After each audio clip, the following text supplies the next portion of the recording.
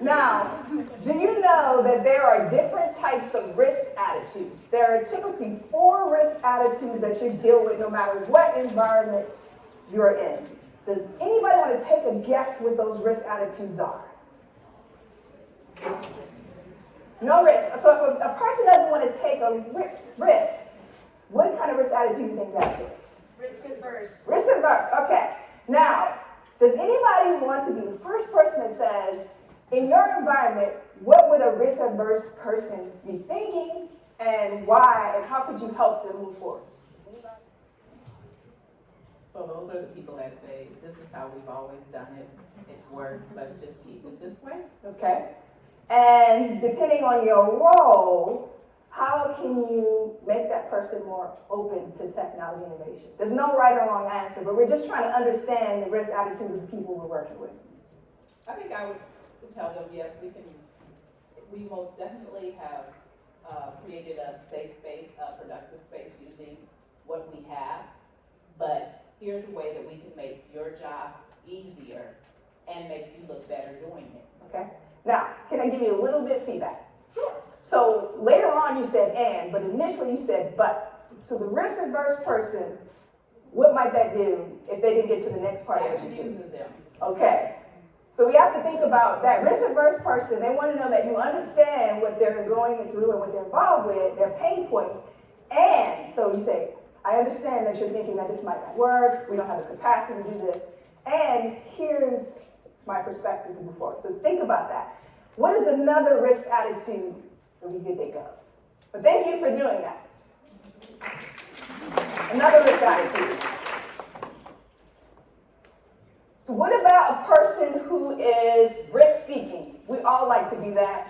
I am an engineer at heart. I start off at risk-averse, I must admit, but I've learned to become better. But so what does that person would say? Somebody that's risk-seeking. High risk, high return. And why are they that way? So there's a natural, why are they so comfortable? Why is a risk seeker so comfortable, even in a traditional environment, with taking a risk? Does anybody have some insight on why they're like that? Because they probably have some insight on what you're working on. They can identify some blind spots, etc. So that's that. So whatever. So we learned about somebody that's risk averse, risk seeking. What's another one? What about someone who's risk tolerant? How many people are risk tolerant?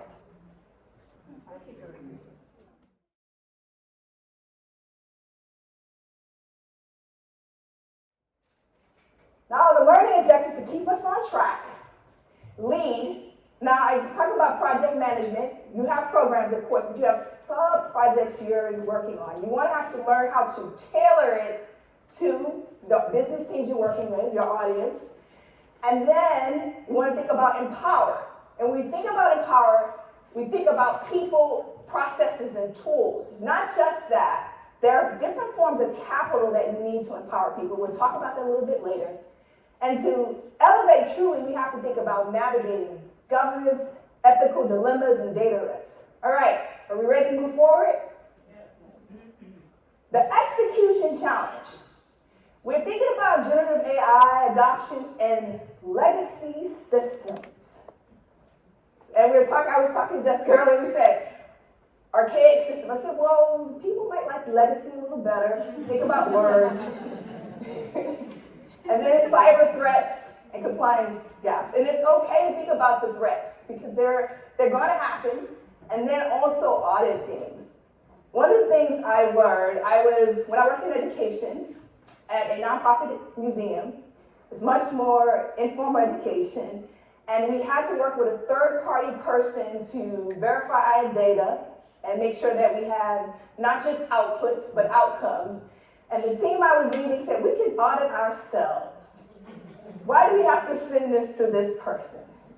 Because guess what? If there's an outlier in your data, so people may try to gain the data. We're not going to say that out loud, but it does happen. So you need a third-party person to come in and audit, and you want to be able to be prepared.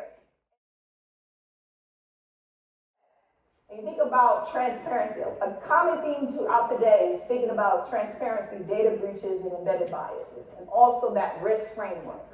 So think about navigating governance, you think about governance, risk, compliance, and think about ethical dilemmas as you navigate what you're doing. And then there's 3 pillars of trust. You want to make sure you have this consistency and neutrality against unintended outputs. And then your securities team, your different teams, they can give you that insights on that for all your data sets. Data integrity and resilience. Think about that all the time. Data must be valid. It must have continuity. And then human oversight and vetting. We're using AI tools, etc. We're using agents. We still need to make sure that we're in compliance because technology is moving fast, but then is all our policies and procedures integrated in that? Does anybody have some wisdom about these 3 pillars of trust that you've noticed in what you do and why it's so important?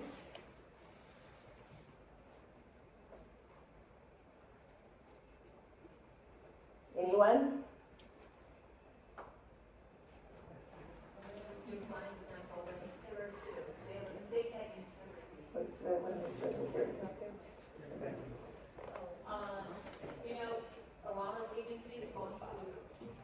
Agencies want to apply AI technology. Data is a foundation.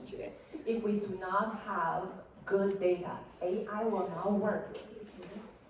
And if AI is not working, it does not provide the result you want, you lose the trust in this technology. And the foundation or the cause is we don't have good data. So from start small. We need to have consistent, good quality data first. How do we get the data? Because sometimes it's in all of these different places. How do we standardize it? What have you found that works? And I think educate your employees the importance of the data integrity.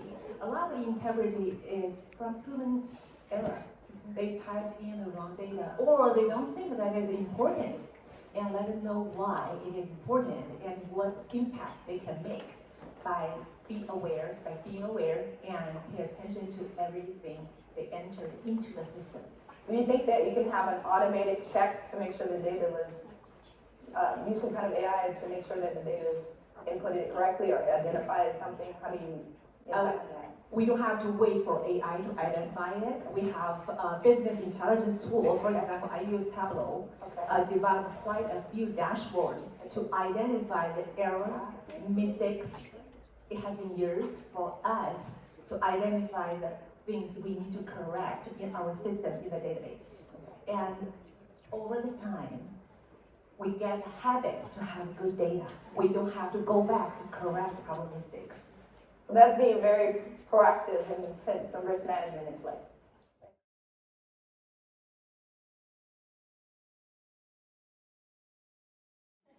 Are you risk neutral? No. Does anybody want to talk about being risk neutral? How do you become risk neutral? They weigh the pros and the cons. I'm a learning and development specialist. Okay. That's all the reason why I'm talking. Okay. So they pretty much weigh out the pros and the cons between the two of the choices that they might have presented towards them. Okay, so give yourselves a round of applause. Now you're going to be thinking about risk attitude. When we think about this conference and everything, we're thinking about governance, the risks, and compliance.